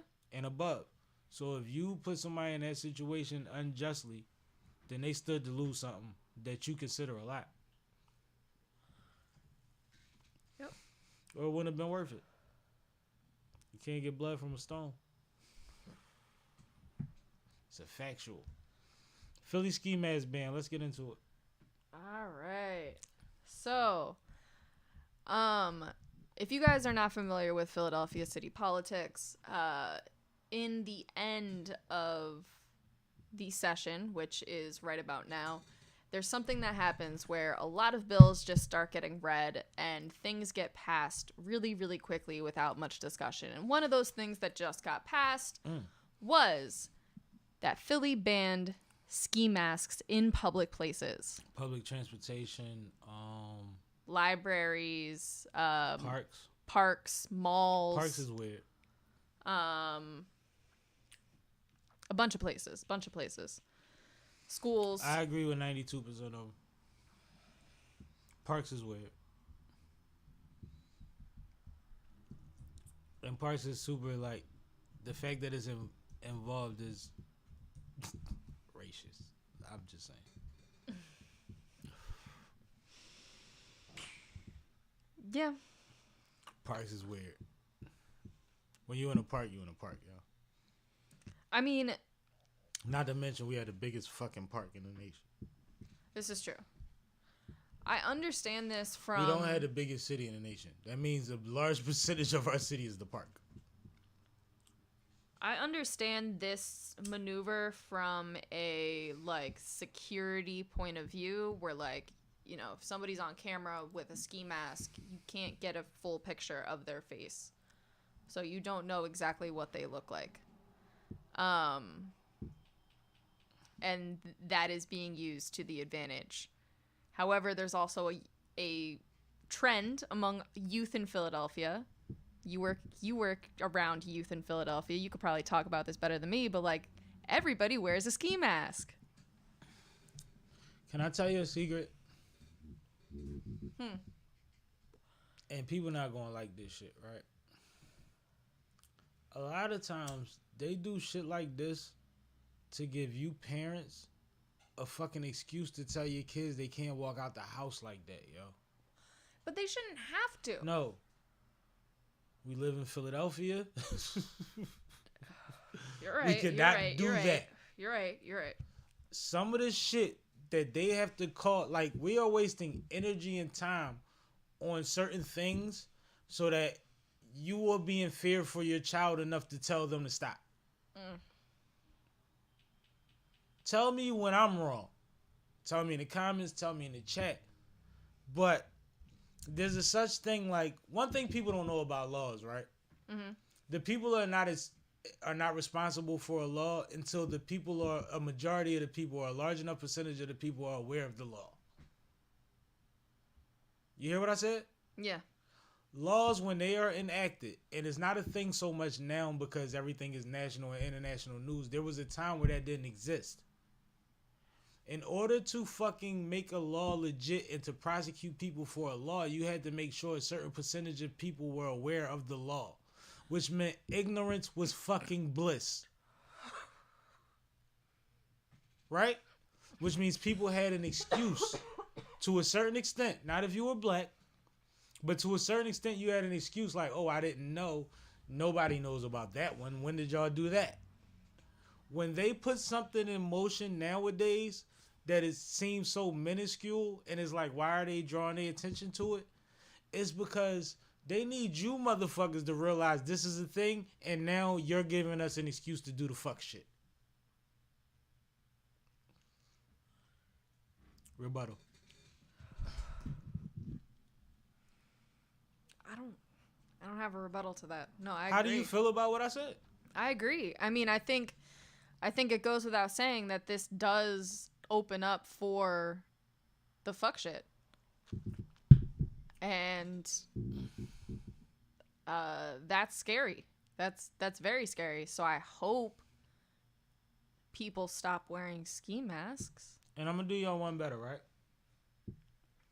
It's about to get cold. Do what you got to do to survive on them corners. And, you know, when you're moving around. But just respect people's spaces and pull your shit up when you go in certain spaces. It's the same way you take your hood off or anything else, right? That's cool. But we worried about the wrong shit because we know a lot of fuck shit is happening under these ski masks. Mm-hmm. Right? Mm-hmm. And then we can't pick and choose when we say, well, COVID. Like, bruh, are you serious? Right. Like, stop. Like, it is what it is. Don't get on a bus with a ski mask on. Don't walk through a mall with a ski mask on. Right. They already can't prosecute people and can't do but so much about shoplifting. Don't walk in these people's stores with ski masks on. In New York, where there's illegal to carry handguns, they are giving bodegas. There's a secret organization that is finding a way to get these bodega owners pistols legally. Mm-hmm. So they can protect their space. And I'm not against it. Yeah. My dad owned a barbershop in West Philly my whole life, and he's been stuck up before. Multiple times. Mm-hmm. Mm-hmm. And one of them times he was in there damn near by himself. And I said, why you ain't? And he said, the young boy that sweep the shop was in there with me. See what I'm saying? It ain't all cut and dry like y'all think it be. When my dad got that block, got his name on that street corner, when I gave my speech, I thanked that neighborhood for giving my dad back to me. Right. True or false? True. If y'all been on my social media, you seen the speech. I thank that neighborhood because they protected my dad when it would have took me 30 to 45 minutes to get down there. Right. My dad is 77 years old. He just retired on New Year's from the barbershop in West Philly. I'm not no different than them bodega owners' kids when you look at it that way. My dad looked out for the community, but everybody in the community didn't have his best interest in mind. Right. So he needed allies. He needed protection. He needed to have his wits about him. So y'all gotta realize, like, this ski mask shit, I be buzzing in every haircut. My door's never unlocked. Is you crazy? We changing the whole system. I'ma hire somebody to buzz y'all in if I got to. But you know what else is in the booth? Chitty chitty bang bang. Cause he gotta get home to me. Same way I would have to do the same for my folks. Don't act crazy out here, man. Just abide by situations as they are. And stop trying to be corny. A lot of y'all is just doing it because it look cool. You tying yourself into a lot of people that's doing bullshit. You don't want to be in one of them lineups and one of them cells and having to prove yourself innocent. And I'm going to keep it real. Y'all all think y'all, if you innocent, you going to get off. You will take a plea deal for some shit you ain't do.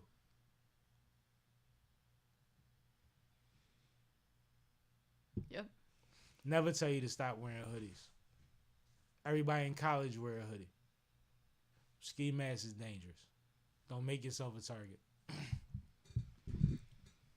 And that's how I feel. And I feel like the only reason there's a law is because you motherfuckers ain't saying it enough.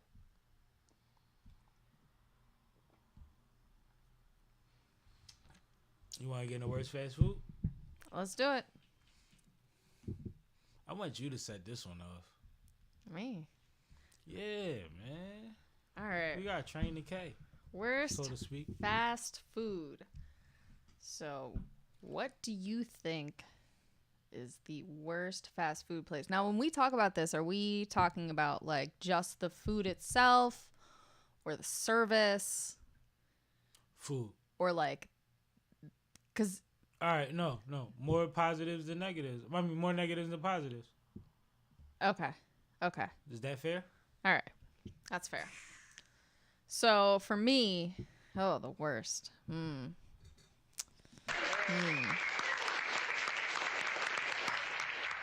That's tough. I like. Get down on the ground. I'm not picky, so I don't dislike most things. Get down on the ground. Down. Get. There's certain things that I don't get as often at places. Like, I think for burgers, I don't like Burger King's burgers nearly as much as other places' burgers. Worst fast food. Your list is crazy. I know. I'm looking at the icons, and there's like a lot of randoms on here. Never. I don't Sonic. Yes. Sonic is the worst fast food. Can we discuss Sonic, yo? Sonic is the worst fast food. I'll go with that. Can I tell you a Sonic secret? What? You ever smoke in a Sonic drive-thru? Yes. Order some shit, like not the burger, because the burger is horrible. No, they're terrible. But like, you the know how, only like, thing edible is the hot dog, and even that is no, like. but you know how like they got the milkshakes, the slushy drinks. They got like the milkshakes are good. They always got like some crazy dessert shit. Yeah. And like some tater tots or some dumb shit like that. Yeah. You ever like ordered that shit, smoke the blunt, and then order more of that shit? While you like, I've sat in Sonic for 2 hours. I definitely have. And it was a few of us, so I didn't have to eat everything everybody ordered, but I only was partaking in the bullshit, which, you know, after that get me right home, so I could shit it all out. Right. But Smoking in Sonic, like, cause it's not a drive-through, it's a pull-up. You just sitting there. Yeah, and I do like that setup better than a drive-thru. I think It's so fly. So like smoking it, but they food is subpar. so subpar. It's so like bad. Like I struggle to find You know how anything long on the menu. I saw so many Sonic commercials. When I saw Sonic, I was like, "Yo, we going to Sonic," and they was like, "Yeah, I fuck with Sonic." And we went to Sonic. I was like, "I hate this shit." Mm-hmm. And then one time, rest in peace, Rel, I went with him and was it his baby mom or one of his girlfriends? I don't want to misrepresent her, but one of his young ladies, and we went there and we smoked, and we sat there and we smoked. It was John on State Road, I think, and we smoked and smoked and smoked. You know what I'm saying? And it was like that was a vibe. That was a vibe, but they food is horrible, yo. Really bad. Shoney's food is horrible. That's not fast food. Shoney's used to be good though. Down south, I don't know what that is. it's like a buffet type spot. Oh, okay. Panera Bread. You got koalas and shit. Arby's. Why is Arby's still open? I like Arby's. You like what from Arby's? Chicken sandwiches. Why? They have good chicken sandwiches, and they have like, everybody has a chicken sandwich. Why is Arby's chicken sandwich valuable? and they have curly fries. No, I heard they got the best curly fries. They have They have But the in best order, curly like, fries. I don't go nowhere just to get your fries, unless I'm just getting. But like, if you have an Asiago bacon chicken sandwich they and used to some sell that at fries, Wendy's. yeah, that's the thing. Arby's and Wendy's have very similar menus. They used to sell that at Wendy's. I remember the Asiago. Yeah. So Yo, like the all right. same chicken sandwiches. If you don't have a Wendy's close by, but you have an Arby's, like I used to go to the Arby's. Can we Regularly. Can we have real talk about the Wendy's? Yes. You ready? Yes. Now, shout out to Carlos Miller because he pointed it out, but it so rang true to me, right? All right, I used to work in a mall in high school, right? I used to work in Willow Grove Mall, worked at Champs.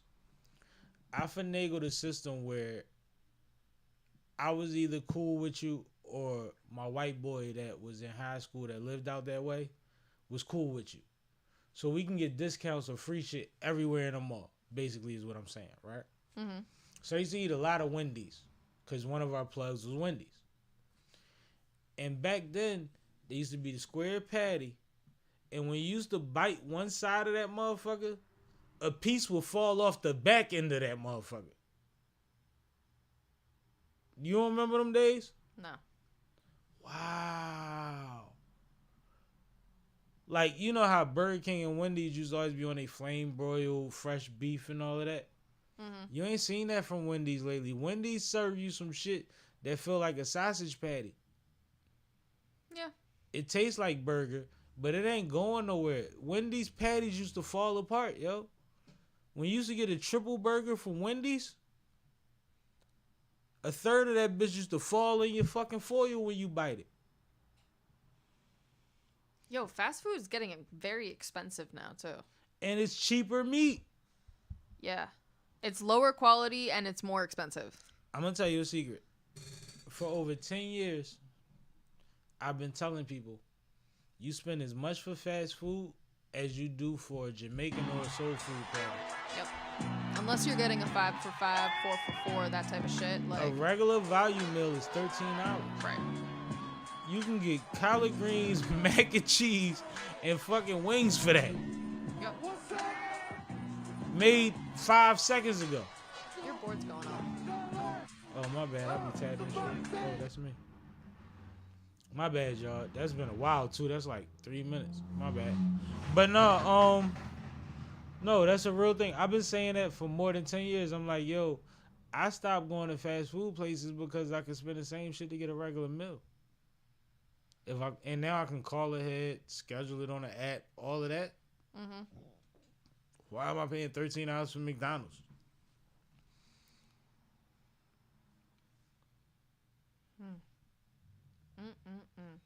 Good question.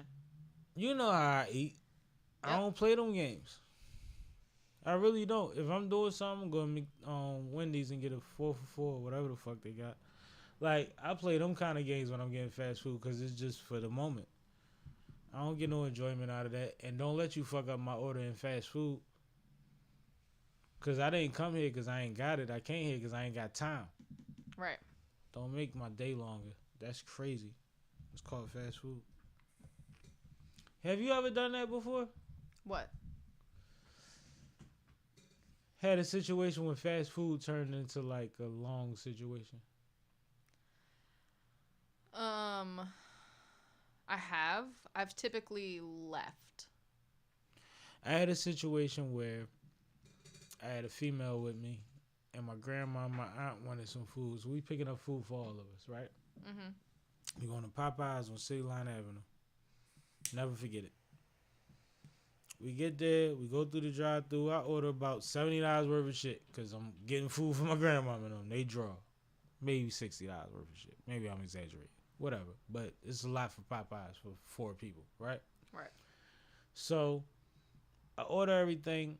She in the passenger seat. We get the food. I say, check the bag. Make sure we got everything. Y'all know where it's going, right? Mm-hmm. We get back to the house. We start divvying up the food. Guess what's not in the bag? Grandma's food. My grandmother's food. Mm-hmm. The one person that's supposed to be all right. Mm-hmm. All of us can be inconvenienced at this moment. Not my god darn grandmother. Right. Right? Mm-hmm. So I bite the bullet. You go back? I'm back there. You crazy? Receipt in man. hand. Shoot there. 15 minutes away, whatever. Go up there. Yo, I ain't get the yacht out of me. You heard me. I told her, da. I said for her to check the book. Whoa. I don't, listen, fill my bag. I don't need y'all pointing the finger and starting whole new arguments. Y'all do that when I got my bag full. Long story short, Shorty ain't been through too many drive-thrus or restaurants with me since. My grandma food, you idiot. And it was crazy because it was one of them joints when I'm like, check the bag. She like, no, they said it's in there. It should be in there, right? You know, you be like, you right. I was waiting for it not to be in there. I ain't slow, yo. Like, I've been through many drive-thrus and many steakhouses in my life. I done them both. Gotta check the bag. Check the fucking bag, yo. Everybody makes mistakes. There's always space for human error. And I'm not mad at that. I didn't walk back in there with an attitude. I got an attitude when they started trying to explain each other to me. You know you could just fill my order, right? And I can go back home and make sure my grandma eat and start eating my food that's cold now. If I knew it was going to take an hour to get this done, I'd have took my grandma to Olive Garden. Right. You fucking crazy? We eating Popeyes. I'd have took it anywhere for an hour. And that's what burns me up. And I know people go through shit, but just, it's not about the fuck up, it's about the recovery. And that's life. Mm-hmm. Y'all keep doing fuck shit and then keep trying to get it off you. No, just clean it up, man. Just fix the problem. You don't gotta explain as much as you think you do. Trust me. This been a good joint though, man. Shout out to Marissa coming through with my new set. You know what? I'm gonna let y'all vote. Y'all like me silver or gold? I'm gonna wear a couple more looks. Y'all can't really see. Hold on, let me swing it over here on the black side. But I know I got the logo on, so y'all can't really see it. But we got good pieces on. Gemini piece. Gold.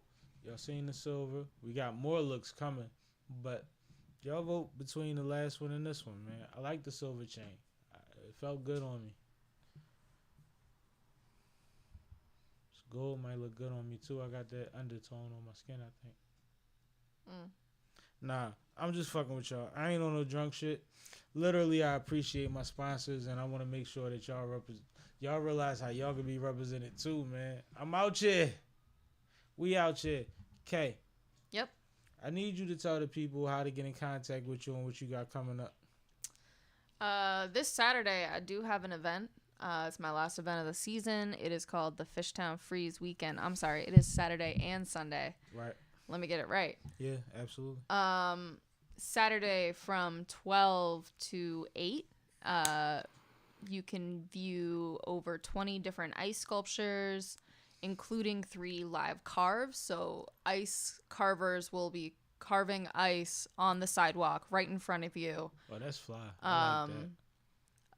I got a sneak peek of all of the designs, so I'm very excited about them. And the whole event kind of functions as a little bit of a scavenger hunt. So it encourages you to get outside, walk around. It is family friendly. The ice is always great to see. And then in addition to the ice that's happening, we also have a 2-day retail shopping spree. Right. So about 18 or 19 of our local retailers have signed up to offer discounts throughout the weekend, 12 to 8 on Saturday and 12 to 6 on Sunday. And the way to do it is you go to any one of the stores. You can find the list online and you pick up the brochure. You can also find the brochures at any of the locations with the ice. Find a brochure. Inside the brochure, you'll see a list of all the participating retailers and spots where you can get stickers. So at the first store, you get a 5% off sticker and you get 5% off everything that's in that store. Dope.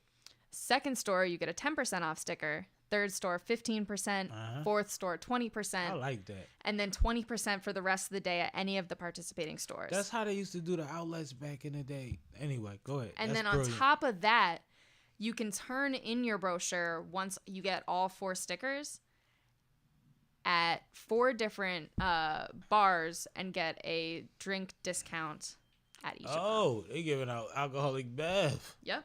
So another thing that's happening in addition to the ice on Saturday, a bunch of our local bars and restaurants will be having different drink specials, and you can go on a little bit of a cocktail crawl. You might get sip with Sammy. Absolutely. I will definitely be out there sipping all day long. It's Sip one of with K. my favorite events of the year because I get to lay back and really let the event run itself. There's also going to be a couple of different pop-up markets. There's pizza and photos with Santa Claus at 4 different locations throughout the neighborhood.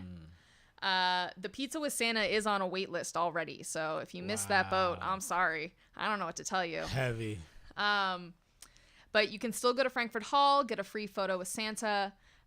Or if you are an adult, one of our local bars is having a Wasted with Santa photo as well.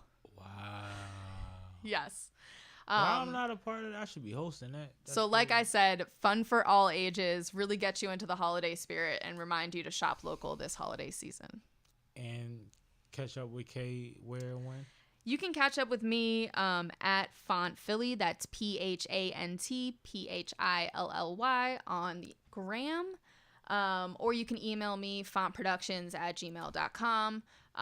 Contact me for everything from LLC paperwork, trademarking, financial planning for your business, business consultations, event curation, media production, photo shoots. I've been doing a lot of those recently.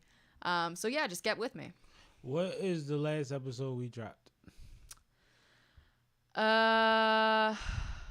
The last episode we dropped was Hami Ford. What number was that? 236. Shout out to my guy Hami Ford, episode 236. Make sure y'all check that out. I'm asking that for a reason. We will be having a live filming of the 250th episode very, very, very soon. We're going to lock in the venue ASAP and figure out a time, space, and, you know, let y'all know what's going on. We will have live performances. We will have a space for some of you to be in. And we'll keep the numbers decent for all our events like this. We just want to have good energy in a building. But it's going to be another vibe, another networking space. And I just want y'all to know that it's coming soon. So I'll let y'all know when it makes space on your calendar. But we tapped into that right now because I can't wait every 100 episodes to bring y'all out. Let's do it for 250, and next time we're going to do it quarterly. But whatever. We out here, man. Fly shit only, please and thank you. I am and forever will be. This is Sippin' with Sammy. I am Mr. Fly shit only, the one and only Sippin' with Sammy. Sam Malone, Barstool Rug. If you ain't sippin' with Sammy, you ain't sippin' right. Please get your fucking life together. Sippin', I'm sippin', I'm sippin', I'm sippin', I'm sippin', I'm sippin', I'm sippin', I'm sippin'. It's alright.